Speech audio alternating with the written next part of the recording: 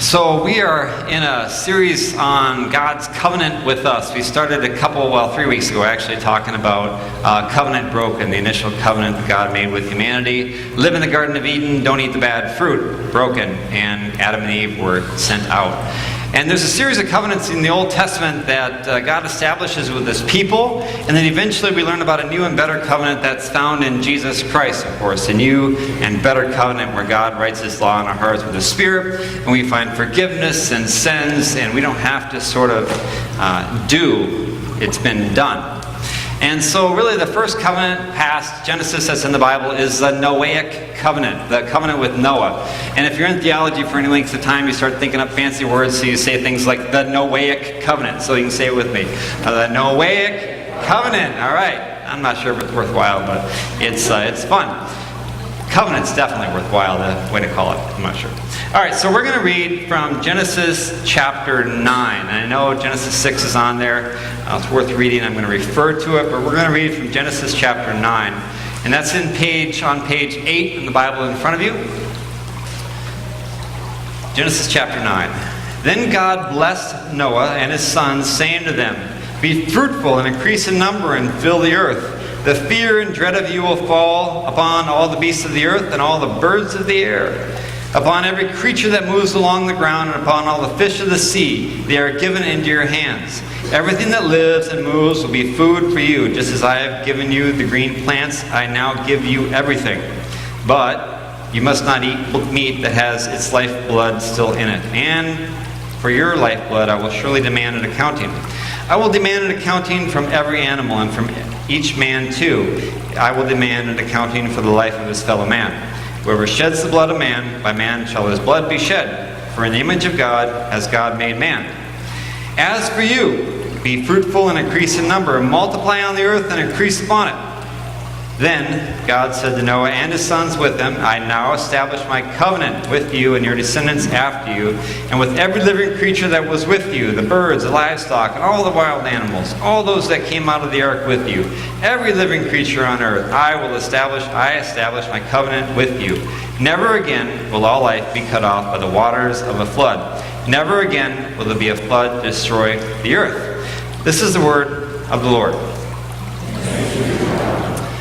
So I got to start a little bit back and explain what the word covenant is, because if you haven't been in church before, you have no idea what that word is. A covenant is basically an agreement, a legal agreement, a binding contract. It's what you do when you're kids and you spit on your hand, you shake hands with the kids with you, and we're going to be a club together.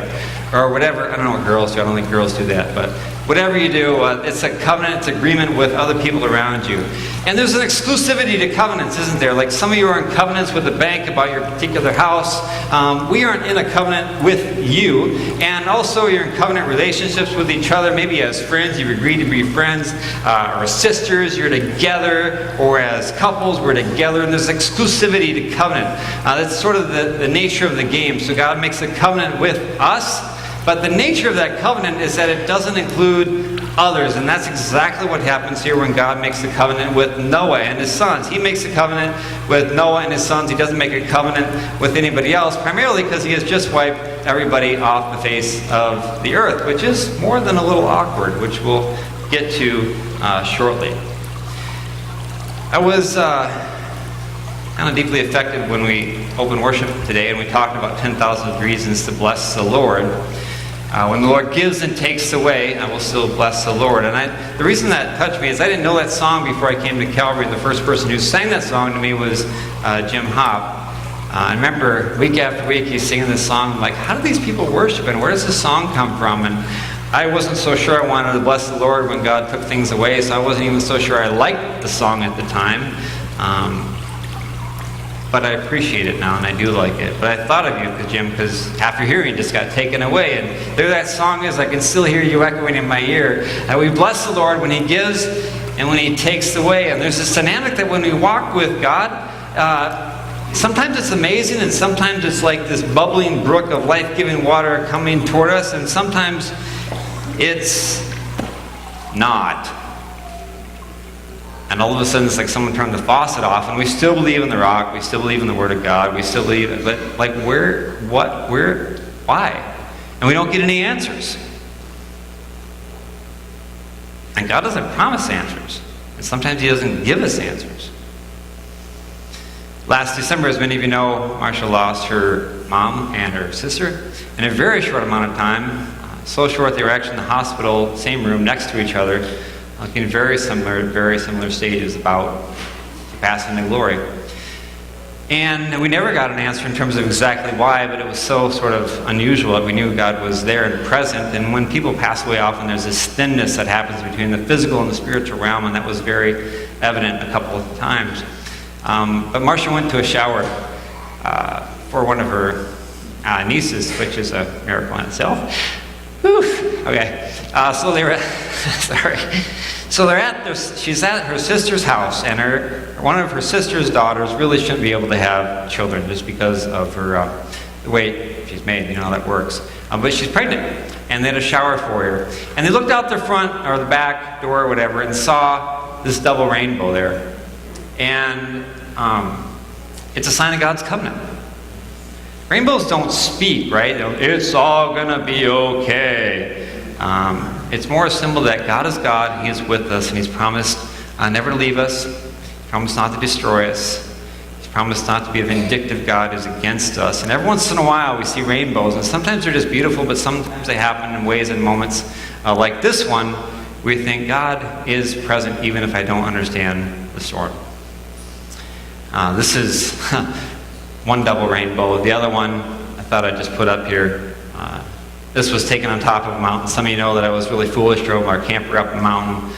This was taken right before we had to drive through another really bad spot. And like I said, when we came back, I knew God was with us. Whether He'd be with us on the mountain or whether He'd be with us helping us get down the mountain that night was up for grabs, but we got down. But you know, when you see this, you realize that God is present with us, and especially in some moments at times when things are really difficult, there's no answers, at least a simple symbol or a profound symbol or even not so simple symbol that God is present with you is pretty comforting, is enough strength to keep going on the journey that we're on, even if it doesn't provide answers. This rainbow, this meaning, of course, comes from the passage today where God established a covenant with Noah and then gave a sign of the rainbow. And whether this was the first rainbow or not, it doesn't really matter. It's that God somehow decided that this curving sort of spectrum of light that happens for a very physical reason is a sign of His love for us. And it's from this story here today. So what's the context? Context is back in Genesis chapter 6, 5, 7. The Lord saw how great the wickedness of the human race, or how great the wickedness of man had become on the earth, and that every inclination of his heart was only evil all the time. That's pretty significant. I quote that passage here quite often because the story of Noah is one of my favorite passages, and I think that's just so powerful that the Bible says every inclination of the heart was only evil all the time. Can you imagine? Now, if you walk into Family Video just down the road and you walk around the wall, you'll see that some people live just like this. Just the pictures and the mood. Like it seems like every inclination of the heart is only evil all the time. You look around you in culture long enough, and you see people who sort of live that way, or at least produce movies this way. You go into other areas of the world, places like I think it's I can't think of the name of I think it's Yemen maybe, or other countries in Africa, or even here in the States. Sometimes you see situations like Venezuela down south where the leaders and the rulers, it seems like every inclination of their heart is only evil all the time. Like they're just whacked. Seriously whacked. And these people at this time were not only evil all the time, they were incredibly powerful. This is when the Nephilim were on earth, when the sons of God got with the daughters of men. They produced men that were not only long-lived, but incredibly physically powerful, incredibly physically smart. They weren't only evil all the time, they were really, really powerful and really, really good at it. And God looked at the world and said, this is enough. It's time for a little bath, or a big bath. He regretted that He had made human beings, and His heart was deeply troubled. He said, I'm going to wipe everybody off the face of the earth, except for Noah, because Noah was found to be a righteous man. Now, if you've grown up in church, you've heard this story since you were like 2, because it's a great story, and you can make great illustrations out. You make a little boat, and little people, and little pairs of animals, and it's so cute, and it's lovely, and it's wonderful. But as I used to joke with my kids, I've stopped doing this because they stopped thinking it was funny, but like, where's all the dead people in those little Noah Ark representations, right? This is a tough story, and we shouldn't just gloss over this to the beginning and the end where the animals go in and out. I thought it might be helpful to picture this in terms of just a different way of sharing this, to think about it differently, because so many of us have thought about this for a long time. So imagine that I'm into like terrariums, and I've made a nice ant colony. Now, there are no ants in here because I'm not into terrariums or making ants, although my kids kind of are with the terrarium, not the ants yet. Don't get any ideas. All right. So let's imagine that I've made a nice terrarium here, and I have a nice ant colony, and I like diversity, so I put different kinds of ants in. I found some little, nice black ants that are generally peaceable, but I like red ants too. You don't want to discriminate. So I get some nice red ants, put them in there, little ones. And then I found some nice ants that have these big bitey things up front, and I put them in here, and somehow some other ants that I don't know anything about got in there too. And they're just not getting along. Plus all the resources I put in here for them to use, they're doing the completely opposite thing that I expected them to do with these resources. And mostly they're just hurting each other in some incredibly innovative ways. And I look at this whole thing and I go, man, this is messed up. And I look a little closer and I see one little ant and his family off to the right here, and they're actually living right. They got this ant thing and this righteous ant thing figured out. And I go, you know what? This is not what I want at all, except for this little ant right here. And I, you know what? This has got to change. I got to do something different. So I get to thinking, and I got some revelation for this nice little ant. I say, hey, good ant over there, I got some wood for you. Why don't you build a boat? Because I'm going to bring some water, and everything's going to get really wet. And you need to build a boat so you can save you and your family. And there's all sorts of questions that we have about this story, right? Where does the water come from? Maybe the ants in here could look at the bottom. I think it's glass. Look at the side. There ain't no water. And the little righteous ant is like, hey, fellow ants, someday there's going to be a lot of water. And they're looking around going, you're the dumbest ant I've ever seen. Like, what? And they say it again, like, you are so dumb. And if you've ever seen the movie Evan Almighty, which I haven't yet, but I want to watch it, he's like, the flood is coming. Like, really? Really? You got to be like that? Really? And he's like, yeah. And so he builds a boat, and pretty soon he has a little boat together, 90 years later, as it turns out. And then God says, it's time. Go on the big boat you built. I'll shut the door, and I'm bringing water. And of course, where does the water come from? We might think about this in our world. Where does the water come from? I know if you melt the polar caps, we get more water, but it's still not enough. Look, God has enough water. He's got enough resources. Our scientific ability to understand the world is like this big. We think because we understand, look, we know nothing about the world comparatively to what God knows. We got water. And it turns out, I got water too. So this is how the flood works. Everything's toast. Just like that. One little boat on top. It takes like half a year for the water to go down. And honestly, I'm not sure if this thing is waterproof, so this should be interesting. We'll find out. It's bubbling though, look at that. All sorts of things happen when you put a lot of water on earth. What are you supposed to learn from this story? This is kind of a weird story, right? So what I'm supposed to learn from this story is that the enemies of God, well, you better watch out because he's going to get you. Not a bad lesson. Some of us need some moral encouragement to do the right thing. This is not a story about Father God, so to speak. He loves us, cares for us while we are yet sinners.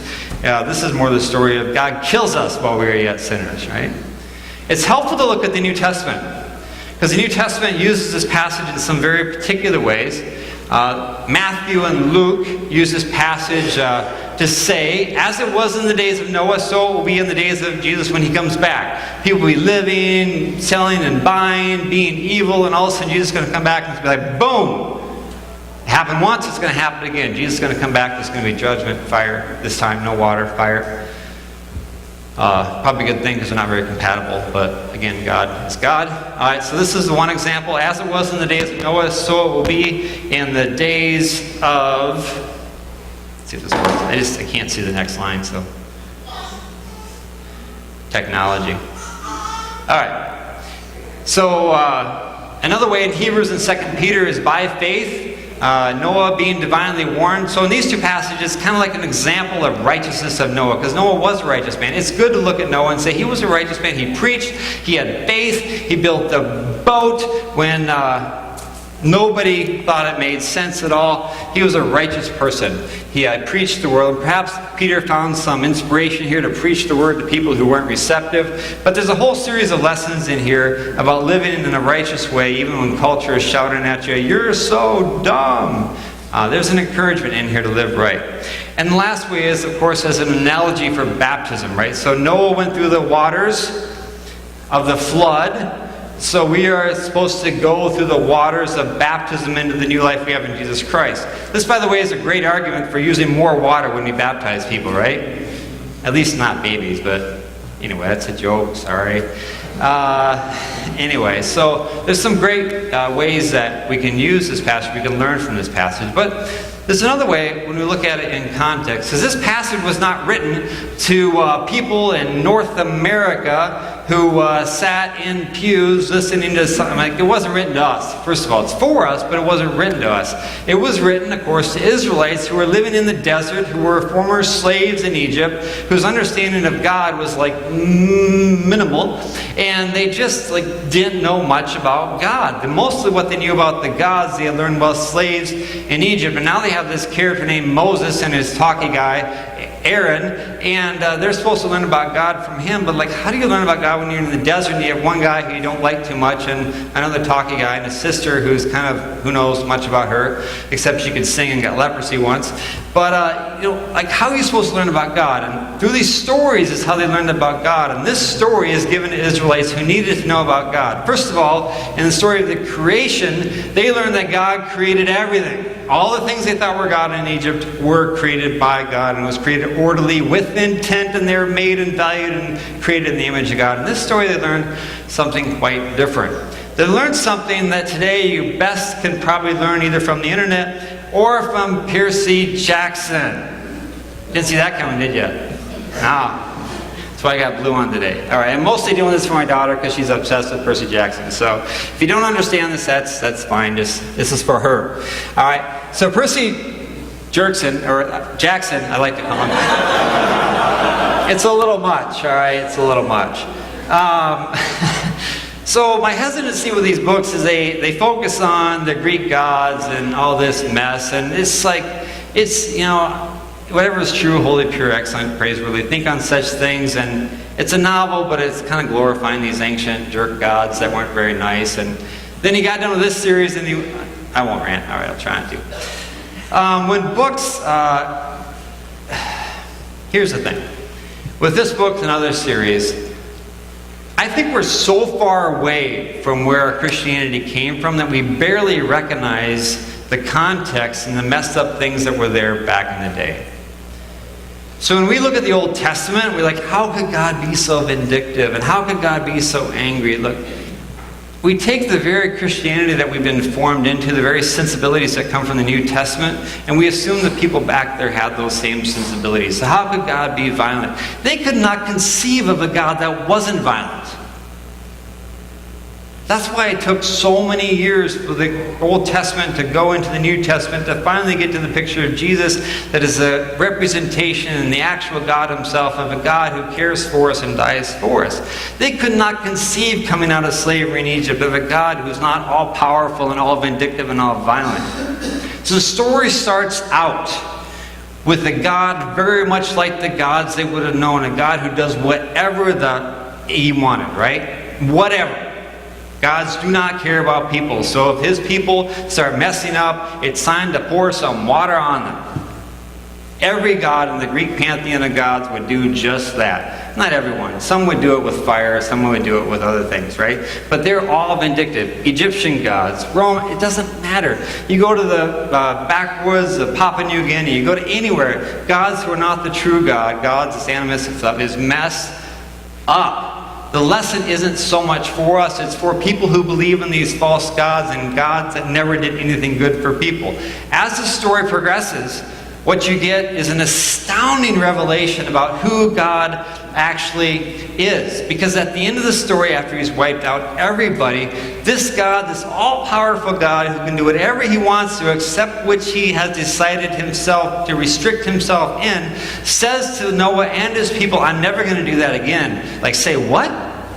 Why would a God, when all you've known is vindictive gods, why would the all-powerful, the one true God, restrict himself from destroying people when they're continually acting a fool?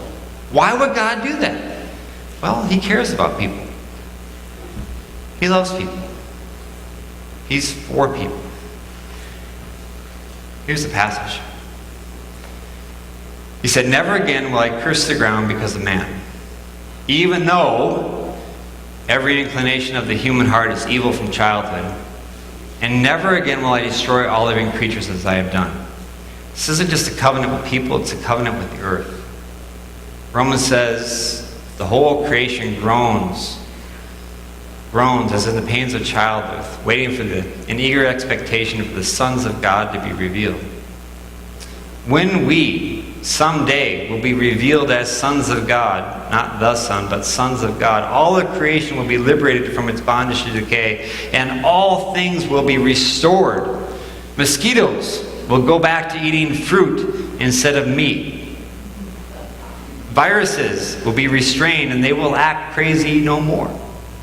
Things will be renewed. Relationships will be easy. Marriage ain't going to exist anymore, I think, because we ain't going to need it, because we'll have more sense in our head. It's going to be made new when the sons of God are revealed and righteousness is restored. In the meantime, we have a covenant. We have a covenant. In the meantime, we live in a spot where God has made a covenant with us, first of all in the Noahic covenant, and then moving forward, as we will do in the next weeks, in a very particular way. It goes to the Noahic covenant, to the Abrahamic covenant, to the Davidic covenant, to the covenant teachings found in the prophets, to finally the new and better covenant in Jesus Christ. In the first chapter of the book of John, it says, in the beginning God created the world. And of course, because I'm up front, I can't remember it. But the point I want to bring out there is it says he tabernacled with us. Sometimes people look at this bow and they make an analogy out of it, where instead of God now hurting people when they mess up, the bow points toward heaven and it pierces his own heart. The deeply transformative, profound, unexpected teaching of the Old Testament all the way through the New is that when people sin, God, as opposed to every other God that people have ever conceived of, doesn't hurt us, first of all. He hurts himself. He suffers for us so that we can have new life. This summer when we're going through life and we experience the blessings of the beach, or just the blessings of life, or a backyard that's put together, or simply a job, or food on the table, or maybe even just food in our hands if we don't have a table, we get to thank God. Because he cares for us and wants to live in the land, and the blessed kindness of who he is, and the shalom, as Bernie said to me a minute ago. And when we're going through difficulty and we have no idea what's up, and the fountain seems to have stopped, and we have no answers, and we get the C word for diagnosis, or people in our lives pass away, or there's trouble in our relationships, or we don't have a place to put our head at night except our car, or the place in the woods, or we live in our old retirement home and the people there are just like, we get to look at a picture of a rainbow, or just remember that God is a God who's a covenant God, and he cares about us and all nature around us. And he moves forward and sent his son Jesus Christ, not so that we can just be forgiven, but so we can experience life now and life eternal. And we said goodbye to a 95-year-old man yesterday, Bob Tacoma, who lived his life, and he wasn't perfect, and I think searched for the right job most of his life, even though he had this calling of tinkering and fixing stuff. He went through life never finding complete resolution about the things of life, but he knew God. And he knew he was saved, and he had a sinner in Jesus Christ, both in the prime of his life and as he scooted his wheelchair around the nursing home toward the end of his life. I met a pastor yesterday who was here And he was kind of funny because in the back he said, I was a pastor too in Wyoming and this area and this area. And he was 83 years old. I said, well, where are you a pastor? I was a pastor there, and I can't remember where else I was a pastor. And he said, I've fallen 5 times in the last few weeks, and I just can't remember much of anything. Well, I said, at least you know who you are, and you know who Jesus Christ is. And he kind of looked at me and he says, huh? I said, at least you know who you are and who Jesus Christ is. And then he kind of walked away. I can't hear. I thought, this man can't hear, but he does know that. And the point is this: it doesn't matter how great our life is or how significant things are or how great things are. God loved us while we were yet sinners and sent Jesus Christ so we could have life in the good times and the bad. He wants to live with us and walk with us. Let's pray. Lord Jesus Christ, we thank you for your covenant. We thank you that you had covenant with us. And instead of us having to shed our own blood, you shed your blood. And in some mysterious, powerful way, you want to walk in a relationship with us in this life. I thank you for the blessed kindness that we're experiencing right now, Lord, and I ask that you would be present with us when there's questions unanswered, when there's difficulty, when there's needs that aren't provided for, when we're frustrated with life, when everything seems to conspire against us. Lord, I pray that you be our God and that you would bubble forth as only you can do. I pray that the church, not just Calvary, but the church, would be a church where we can be a church for each other. We can pray into each other's problems. I'm reminded of the conversation we had on Friday here at the coffee spot. We're talking about a very particular kind of problem, and it just needs group prayer. So I pray that we'd be a church for each other. We can experience that kind of togetherness, that kind of power and unity. And we could be there for each other, sharing and speaking into and providing for each other. But I pray that you be with us today as we live our lives on this beautiful Sunday. That you would speak your word to us in very particular ways. In Jesus' name we pray. Amen.